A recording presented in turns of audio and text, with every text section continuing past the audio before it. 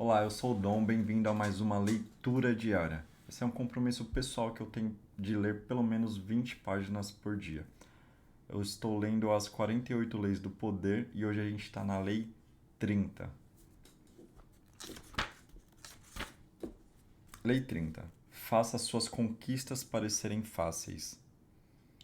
Julgamento. Seus atos devem parecer naturais e fáceis. Toda a técnica e o esforço necessários para sua execução e também os truques devem estar dissimulados.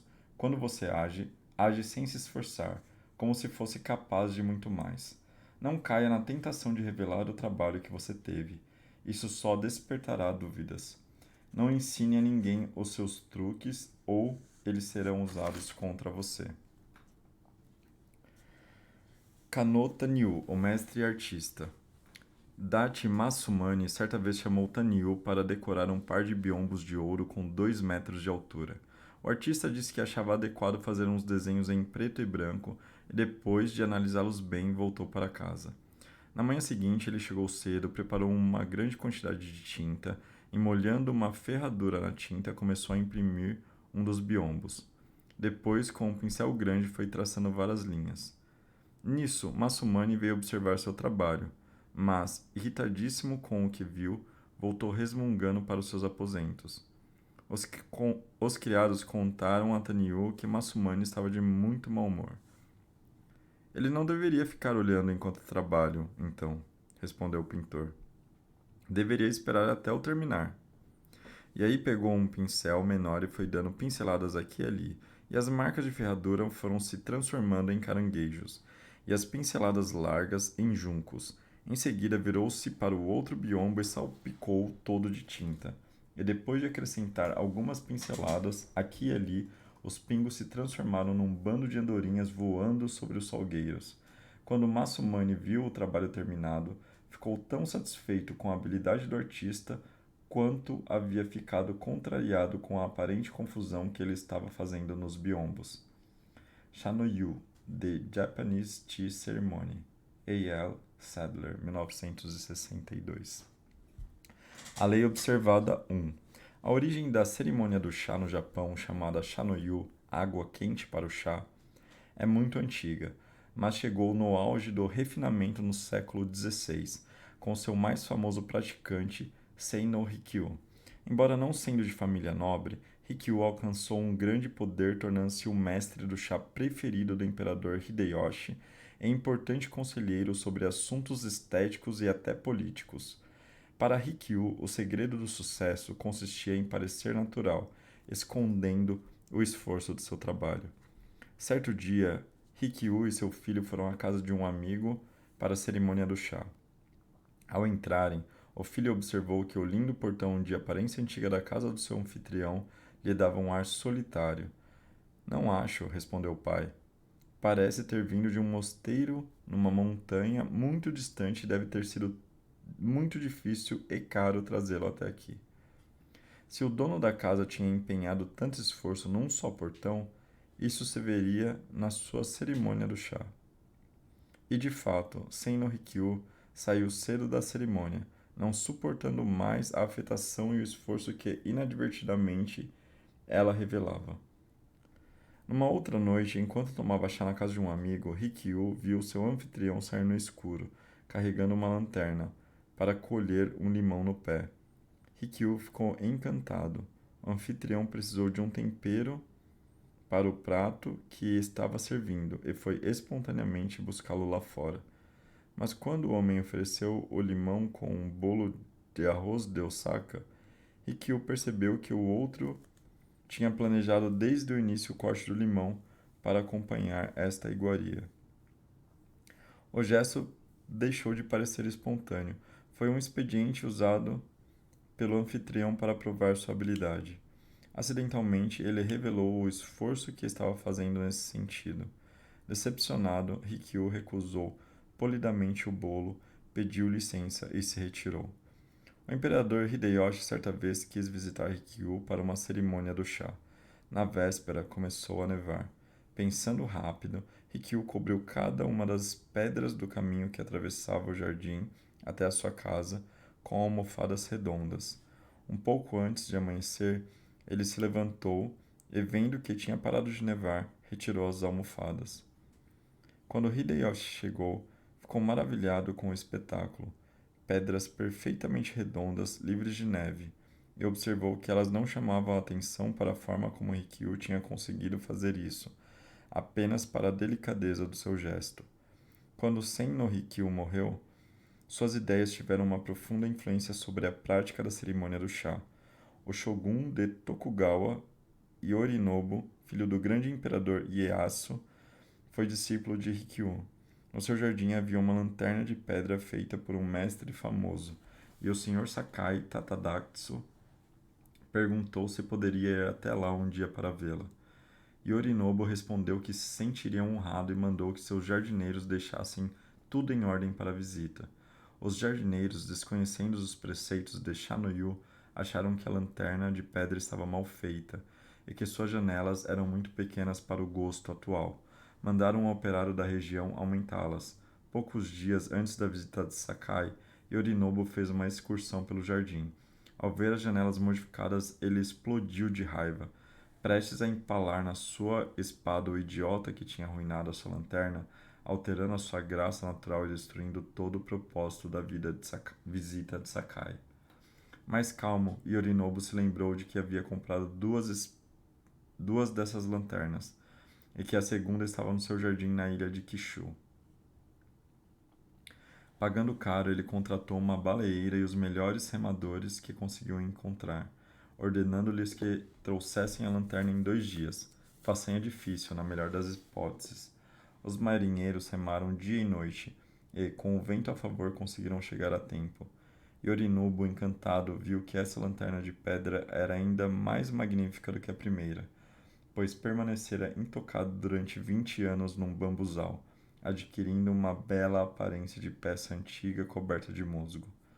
Mais tarde, naquele mesmo dia, quando Sakai chegou, ficou fascinado com a lanterna, que era ainda mais imponente do que havia imaginado, tão graciosa e em harmonia com os elementos. Felizmente, ele não teve ideia do tempo e do esforço despendidos por Yorinobu para criar este efeito sublime. Interpretação. Para Sen no Rikyu, a súbita visão de algo natural e quase acidentalmente gracioso era o auge da beleza. Esta beleza era inesperada e parecia não ter exigido nenhum esforço. A natureza tem suas próprias leis e processos para criar estas coisas, mas os homens criam com muito trabalho e artifício. E se mostram o esforço da produção, o efeito está arruinado. O portão viera de muito longe. O corte do limão parecera planejado. Muitas vezes você terá de usar truques e engenhosidade para criar seus efeitos. As almofadas na neve, os homens remando a noite inteira, mas a sua plateia não deverá jamais suspeitar do seu esforço físico ou mental para conseguir isso. A natureza não revela seus truques, e o que imita parecendo não exigir nenhum esforço tem um poder semelhante. A lei observada 2. O grande ilusionista Harry Houdini anunciava o seu ato o possível impossível, e na verdade quem assistia às suas dramáticas escapadas achava que o que ele fazia no palco contradizia todo o nosso julgamento sobre a capacidade humana. Certa noite, em 1904, uma plateia de 4.000 londrinos encheu um teatro para ver Houdini enfrentar um desafio: livrar-se de um par de algemas anunciadas como as mais fortes jamais inventadas. Eram 6 conjuntos de cadeados e 9 estribos de retenção em cada algema. Um fabricante de Birmingham levou 5 anos para fabricá-las. Os especialistas que as examinaram disseram nunca ter visto nada tão complexo, e era essa complexidade que tornaria impossível livrar-se delas. A multidão viu os especialistas trancarem as algemas nos pulsos de Houdini. Depois o artista entrou numa caixa preta colocada no palco. Passaram-se alguns minutos, e quanto mais tempo demorava, mais certo parecia que desta vez ele seria derrotado. Num determinado momento, ele saiu da caixa e pediu que tirassem as algemas para despir o casaco. Estava quente lá dentro. Os desafiantes se recusaram, desconfiando de um truque para descobrir como os cadeados funcionavam. Sem desanimar e sem usar as mãos, Houdini conseguiu erguer o casaco sobre os ombros, virá-lo pelo avesso, retirar um canivete do bolso do colete e com os dentes e com um movimento de cabeça, cortar o tecido na altura dos braços. Livre do casaco, ele entrou de novo na caixa, a plateia aplaudindo estrondosamente a sua graça e destreza. Finalmente, depois de deixar a plateia esperando bastante tempo, Houdini saiu do armário pela segunda vez, agora com as mãos livres, erguendo triunfante as algemas. Até hoje não se sabe como ele conseguiu escapar. Embora tivesse demorado cerca de 1 hora, em momento algum pareceu preocupado com isso, ou deu sinal de dúvida. Na verdade, pareceu até que no final ele usou o tempo como um artifício para dar mais dramaticidade ao ato, deixando a plateia preocupada, pois nada mostrava que ele tivesse tido alguma dificuldade. Reclamar do calor também fazia parte da encenação. Os espectadores desta e de outras apresentações de Houdini devem ter achado que ele estava brincando com eles. Essas algemas não são de nada, ele parecia dizer. Eu poderia ter me livrado delas muito mais cedo e de coisas bem piores. Com o passar dos anos, Houdini escapou da carcaça acorrentada de um monstro marinho embalsamado, um animal meio polvo, meio baleia que encalhara perto de Boston, e se fez selar dentro de um enorme envelope de onde emergiu sem rasgar o papel. Passou por paredes de tijolos, livrou-se de camisas de força enquanto ficava dependurado no ar. Saltou de pontes mergulhando na água gelada, com as mãos algemadas e as pernas acorrentadas. Submergiu em caixas d'água, com as mãos amarradas, enquanto a plateia o assistia intrigada tentando se livrar, lutando quase 1 hora aparentemente sem respirar. Todas as vezes ele parecia cortejar a morte certa, mas sobrevivia com um autodomínio sobre-humano. Enquanto isso, ele não falava sobre seus métodos, não dava pistas de como conseguia fazer seus truques. Deixava a plateia e os críticos especularem, reforçando seu poder e a sua fama com o esforço deles para entender o inexplicável. Talvez o truque mais surpreendente de todos tenha sido de fazer um elefante de 4,5 toneladas desaparecer diante dos olhos da plateia, feito que ele repetiu no palco durante 19 semanas. Ninguém realmente conseguiu explicar como ele fazia isso, pois no auditório não havia onde esconder um elefante. A facilidade para se livrar de situações complicadas levou alguns a pensar que Houdini usava forças ocultas, tinha habilidades mediúnicas superiores que lhe permitiam um controle especial sobre o corpo. Mas um outro ilusionista, um alemão chamado Clepini, afirmou conhecer o segredo de Houdini. Ele simplesmente usava artifícios complicados. Clepini também disse ter derrotado Houdini numa competição de algemas na Holanda. Houdini não se importava com todas essas especulações sobre seus métodos, mas não toleraria uma mentira deslavada e em 1902 desafiou Clepini para um duelo de algemas. Clepini aceitou. Com a ajuda de um espião, ele descobriu o código para destrancar um par de algemas francesas com fechadura de combinação que Houdini gostava de usar. Seu plano era escolher estas algemas para escapar em cena. Isso desmascararia definitivamente Houdini. Seu gênio estava simplesmente em usar engenhocas mecânicas. Na noite do desafio, exatamente como Clepini planejara, Houdini lhe ofereceu a opção das algemas e ele escolheu as de combinação. Ele até conseguiu desaparecer com elas por trás de uma cortina para fazer um rápido teste, e voltou segundos depois, confiante na vitória. Agindo como se farejasse uma fraude, Houdini se recusou a trancar as algemas de Clepini. Os dois homens discutiram e começaram a brigar, chegando até se trancar no palco. Passados alguns minutos, aparentemente zangado e frustrado, Houdini cedeu e trancou as algemas de Clepini. Durante alguns minutos, Clepini se esforçou para se livrar. Alguma coisa estava errada. Minutos antes ele tinha aberto as algemas por trás da cortina. Agora o mesmo código não funcionava mais. Ele suava, dando tratos à bola. Horas se passaram, a plateia foi embora e, finalmente, exausto e humilhado, Clepine desistiu, pedindo para ser solto. As algemas que Clepine tinha aberto por trás da cortina com as palavras Clefs, C-L-E-F-S, chaves em francês, agora só se abriam com a palavra Fraud, F-R-A-U-D. Clepine nunca descobriu como Houdini conseguiu este feito inacreditável.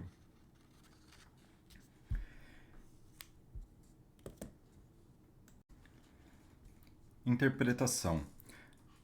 Embora não se saiba exatamente como Houdini realizava muitas das suas engenhosas escapadas, uma coisa é evidente: os seus poderes não vinham de forças ocultas nem de mágica, eram resultado de muito trabalho e prática constante que ele cuidadosamente ocultava do mundo. Houdini jamais confiava no acaso. Estudava dia e noite o funcionamento de cadeados, pesquisava truques de prestidigitação centenários. Lia atentamente livros sobre mecânica, tudo que pudesse usar. Enquanto pesquisava, ele trabalhava o corpo mantendo-se excepcionalmente flexível e aprendendo a controlar seus músculos e respiração. Logo no início da sua carreira, um velho artista japonês com quem Houdini viajava lhe ensinou um antigo truque: engolir uma bola de mármore, depois regurgitá-la. Ele praticava isso sem parar, como uma pequena batata descascada presa a um barbante, para cima e para baixo. Ele manipulava a batata com os músculos da garganta, até eles estarem suficientemente fortes para movê-la sem o barbante. Os organizadores do desafio de algemas em Londres tinham examinado o corpo de Houdini, mas ninguém ia olhar dentro da sua garganta, onde ele poderia ter escondido pequenas ferramentas que o ajudariam a escapar. Mesmo assim, Clepini errou fundamentalmente. Não eram as ferramentas de Houdini, mas sua prática, o seu trabalho e pesquisa que tornavam possíveis suas escapadas. Clepini, de fato, levou a pior com Houdini, que armou tudo. Ele permitiu que o adversário soubesse o segredo das algemas francesas. Depois o enrolou, deixando que escolhesse o tipo de algemas no palco. Em seguida, durante a briga, o ágil Houdini conseguiu mudar o segredo para fraude. Ele tinha passado semanas praticando o truque, mas a plateia não viu nada do suor e da labuta por trás dos bastidores. Nem Houdini jamais se mostrava nervoso. Ele deixava os outros nervosos. Ele demorava deliberadamente para dar mais dramaticidade à encenação e deixar a plateia ansiosa. Suas escapadas da morte, sempre graciosas e fáceis, o faziam parecer um super-homem.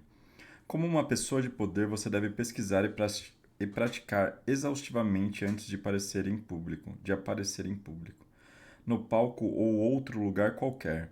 Jamais exponha o suor e o esforço por trás da sua pose.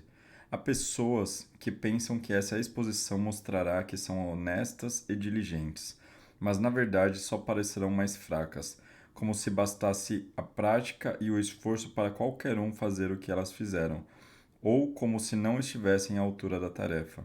Guarde para você o seu esforço e os seus truques, e parecerá ter a graça e a facilidade de um Deus. Ninguém jamais vê revelada a origem do poder divino. Só você vê, só se vê os seus efeitos. O mestre de luta romana. Era uma vez um mestre de luta romana versado em 360 golpes. Ele passou um certo tempo ensinando 359 a um aluno por quem tinha preferência. Nunca chegou a lhe ensinar o último golpe. Passaram-se alguns meses e o jovem já estava tão perito nessa arte que vencia todos que ousassem enfrentá-lo. Ele estava tão vaidoso da sua capacidade que um dia se vangloriou na frente do sultão, dizendo que derrotaria facilmente o seu mestre, não fosse o respeito por sua idade e a gratidão por sua tutela. O sultão ficou enraivecido com essa irreverência e ordenou que fosse realizada uma imediatamente, a que toda a corte real assistiria. Ao soar do gongo, o jovem avançou gritando e foi recebido com o golpe número 360. O mestre agarrou o seu ex-aluno, ergueu-o sobre a cabeça e o atirou ao chão. O sultão e a assembleia aplaudiram entusiasticamente. Quando o sultão perguntou ao mestre como ele tinha conseguido vencer um adversário tão forte, o mestre confessou que tinha reservado uma técnica secreta para ele mesmo usar em tal situação. Em seguida, contou o lamento de um mestre arqueiro que ensinou tudo o que sabia. Todos os que aprenderam comigo a arte do arco e flecha, queixou-se, o pobre sujeito. Acabaram tentando me usar como alvo. Uma história de Saad, conforme contada em A Arte do Poder, 1979. Não deixe que ninguém saiba exatamente do que você é capaz. O homem sábio não permite a ninguém sondar a fundo os seus conhecimentos e as suas habilidades, se quiser ser respeitado por todos. Ele permite que todos sejam conhecidos. Ele permite que sejam conhecidos, mas não que sejam compreendidos. Ninguém deve conhecer a extensão de suas habilidades para não se desapontar. A ninguém ele dá a oportunidade de compreendê-las totalmente, pois suposições e dúvidas quanto à extensão dos seus talentos evocam mais respeito do que saber precisamente aonde eles vão para que sejam sempre excelentes.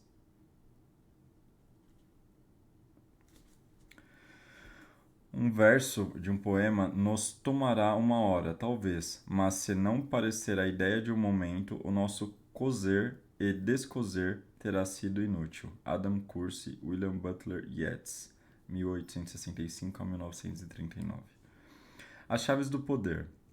A humanidade teve as suas primeiras noções de poder com os primitivos confrontos com a natureza. Um relâmpago risca no céu, uma súbita enchente, a rapidez e ferocidade de um animal selvagem. Estas forças não exigiam pensamento nem planejamento. Elas nos assombravam com sua repentina aparição, sua graciosidade e seu poder sobre a vida e a morte.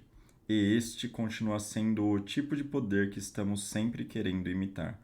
Usando a ciência e a tecnologia, recriamos a velocidade e o poder sublime da natureza, mas falta alguma coisa. Nossas máquinas são barulhentas e desajeitadas. Elas revelam o esforço que fazem. Até as melhores criações da tecnologia não anulam a nossa admiração por coisas que se movem rápida e facilmente. O poder que as crianças têm de nos fazer ceder às suas vontades vem de um tipo de encanto sedutor que sentimos na presença de uma criatura menos reflexiva e mais graciosa do que nós. Não podemos voltar a esse estado, mas se pudermos criar a aparência desse tipo de facilidade, despertaremos nos outros a reverência primitiva que a natureza sempre evocou na humanidade. Um dos primeiros escritores europeus a expor este tipo de a, a expor este princípio vinha de um dos primeiros escritores europeus a expor este princípio vinha de um dos ambientes mais antinaturais, a corte renascentista. Em O Livro do Artesão, publicado em 1528, Baldassare Castiglione descreve os modos altamente elaborados e sofisticados do perfeito cidadão palaciano. E, no entanto, explica Castiglione, o cortesão deve executar estes gestos com o que ele chama de sprezzatura, a capacidade de fazer o que é difícil parecer fácil. Ele recomenda ao cortesão que pratique em tudo um certo descaso que dissimula o talento artístico e torna o que se diz e o que se faz aparentemente natural e fácil. Todos nós admiramos a realização de algum feito extraordinário, mas se ele for natural e gracioso, nossa admiração é 10 vezes maior. Enquanto esforçar-se no que está fazendo e não fazer mistério disso revela uma extrema falta de graça e faz com que tudo, não importa seu valor, tenha um desconto. A ideia, a ideia de sprezzatura vem principalmente do mundo da arte. Todos os grandes artistas do Renascimento mantinham suas obras cuidadosamente em sigilo. Só depois de terminada a obra-prima era mostrada ao público. Michelangelo proibia até os papas de verem o seu trabalho em andamento. O artista renascentista tinha sempre o cuidado de fechar a porta de seus estúdios, seja para os patronos como para o público em geral, não por medo de imitações, mas porque a feitura da obra prejudicaria a magia do efeito e a estudada atmosfera de beleza fácil e natural. O pintor renascentista Vasari, que foi também o primeiro grande crítico de arte, ridicularizava as obras de Paolo Uccello, obcecado com as leis de perspectiva.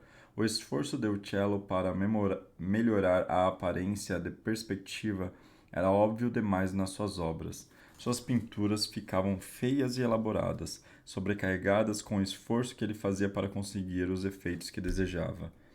Reagimos da mesma forma quando vemos artistas se apresentando de uma forma exagerada. O excesso de esforço desfaz a ilusão. Também nos deixa constrangidos. Os artistas calmos e graciosos, por sua vez, nos deixam à vontade, dando a ilusão de naturalidade e de serem eles próprios, mesmo se tudo o que eles fazem implique muito trabalho e prática. A ideia de sprezzatura é relevante em todas as formas de poder, pois o poder depende vitalmente das aparências e das ilusões que você cria. Suas ações em público são como obras de arte, devem agradar aos olhos, criar expectativas, até divertir. Quando você revela o esforço da sua criação, torna-se mais um mortal entre tantos outros. O que é compreensível não inspira respeito. Achamos que poderíamos fazer igual se também tivéssemos tempo e dinheiro. Evite a tentação de mostrar como você é brilhante. Você é mais esperto ocultando os mecanismos do seu brilhantismo. Ao aplicar este conceito à sua vida diária, Talleyrand ampliou muito a sua aura de poder. Nunca lhe agradou trabalhar demais.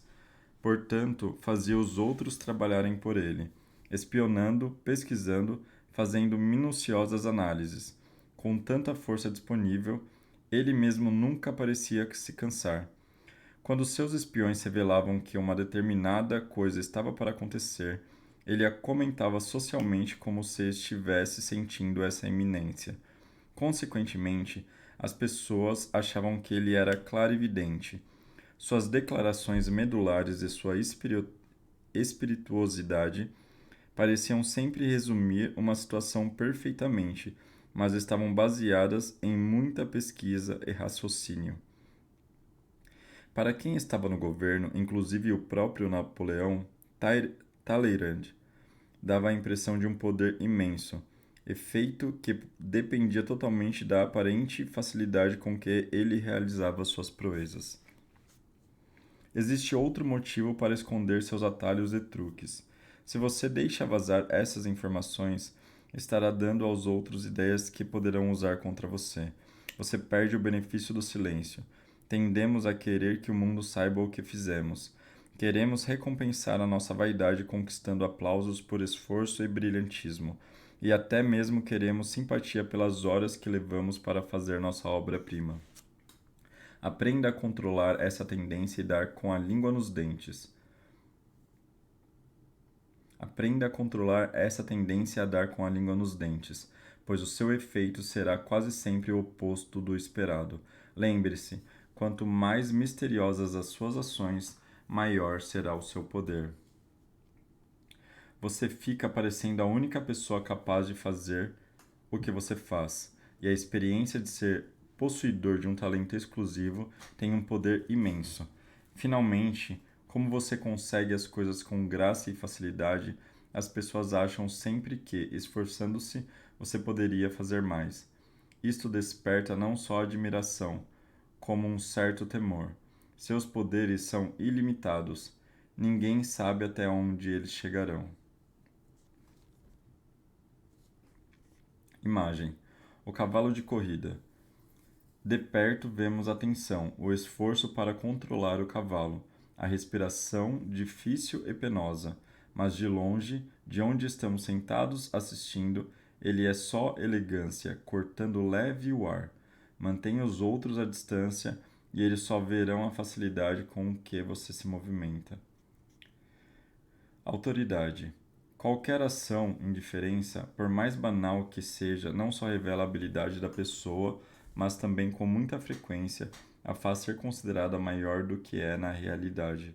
Isto porque leva os observadores a acreditar que o homem que faz coisas tão facilmente deve ser mais hábil do que é na verdade.